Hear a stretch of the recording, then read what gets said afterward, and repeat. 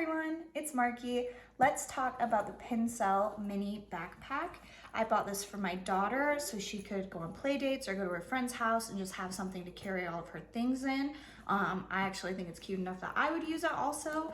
It has tons of different pockets. It has one here in the front, a big one in the back here, and then it also has these two little side pockets.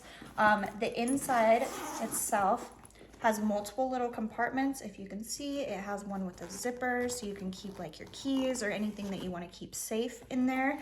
The zippers have been really high quality. They haven't gotten stuck. The cute little studs on the side, and then it's just got two carrying straps that are adjustable, so if you're using it as an adult or if you're using it for your child, you can make sure that it's fitting where it needs to fit. It is mini, but it does hold a lot of things. It's about 9.8 by 9.5 inches, and my daughter can hold all of her things in here. You could put makeup, keys, umbrella, wallet, phone. You could fit a small tablet in here, I think. It really has been great for her, and I think it's perfect for anybody that's just looking for something really small and really convenient but still looks super cute. So if you were in the market for something like this, I would highly suggest it, and I hope this was helpful. Thank you.